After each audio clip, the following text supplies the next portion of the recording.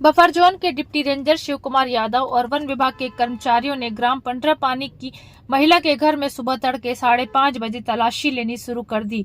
Dog squad की team के साथ डिप्टी रेंजर और वन कर्मियों ने पीड़ित विधवा महिला जगनबाई के घर में वन्य प्राणी के शिकार के शक में पूरे घर को अस्त व्यस्त कर दिया।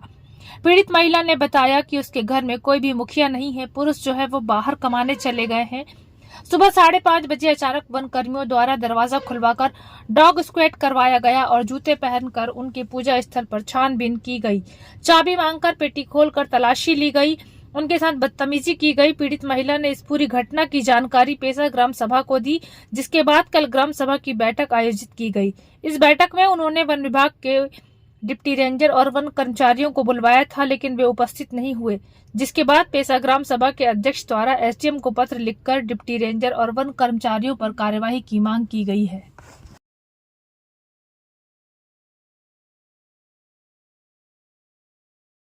मेरा नाम सुरेंद्र सिंह मरावी है, ग्राम पंडरा पानी, ग्राम पंचायत जयरासी, और फिलहाल मैं पेशा ग्राम सभा का उपाध्यक्ष हूँ।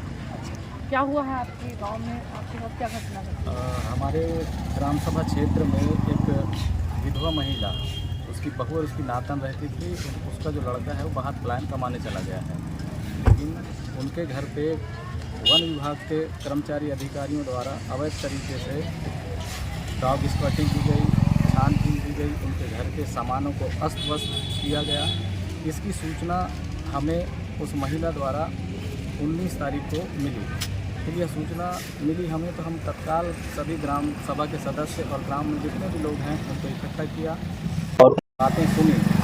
उसके बाद हमने विभाग के कर्मचारी, परिक्षेत्र सहायक अधिकारी और रेंजर साहब से कि आइए आप हमारे बीच बैठिए, और अपने कौन थे परिक्षेत्र अधिकारी शिव कुमार और कर्मचारी साहब ने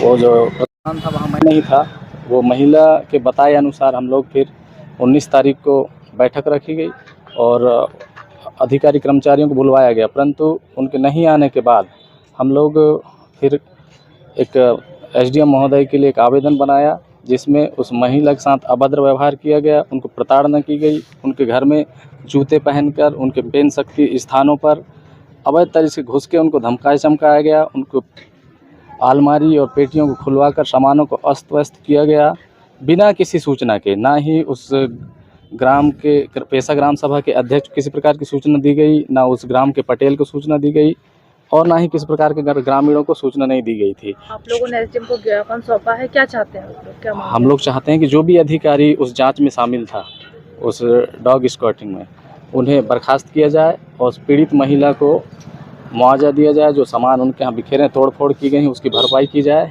और हम चाहते हैं कि दोबारा एक जो बफर जोन का एरिया घोषित की गई है उसमें ग्रामीणों को के साथ बैठकर फॉरेस्ट विभाग बनाएं कि उनकी जो ज़रूरत है कि लकड़ी कितने दूर तक जा सकते हैं और क्या क्या कर सकते हैं, ये सब में एक नियम बनना चाहिए। पुनः यही हमारी मांग है। लड़का है, वो महिला के लड़का है जो बाहर कमाने चले गया है। जब तलाशी ली गई तो महिलाएं घर पे अकेली थी? हाँ, महिलाएं अकेली थी। ये आपके घर में ही, उनके घर में ही जो तलाशी ली गई कि गांव में और अन्य लोगों के घर में भी ली गई थी? वैसे उनके बताए अनुसार 2 घर में और तलाशी ली गई बोलते हैं, परंतु वहाँ पर ऐसा नहीं हुआ। हाँ, क्या चाहते हैं आप लोग एसडीएम का ज्ञापन सौंपा? हम लोग यही चाहते हैं कि जो 5वीं अनुसूची के अंतर्गत हमको अधिकार दिया गया है, वन क्षेत्र में निवास करने का जो अधिकार है, उस अधिकार में हमको बराबरी का अधिकार मिलना चाहिए। और जो कर्मचारी हैं उनको दंड दे करके पनिशमेंट दिया जाए। और हम ये चाहते हैं कि वो अधिकारी हमारे साथ बैठ करके हमारे समन्वय को बराबर तालमेल मिलाएं, ताकि हम लोग वहाँ के रक्षक हैं और वो हमारे ऊपर ऐसे अत्याचार करें, ये हम लोग बर्दाश्त नहीं करेंगे।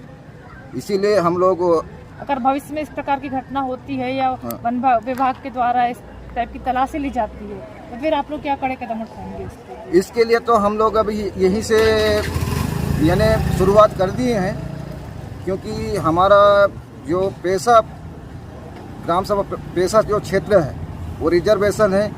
इसीलिए हम लोग ये चाहते हैं कि हमारा जो अधिकार है हम लोगों को मिलना चाहिए, और नहीं मिलेगा। वैसे हम लोग अब यहाँ पर आवेदन दे के कल हम जनसुनवाई बालाघाट भी जाने की तैयारी में हैं, तो हम लोग बालाघाट भी जाएंगे, और वहाँ पर भी अगर कुछ नहीं होगा तो हम लोग आगे राज्यपाल तक जाने की सोच बनाए हुए हैं।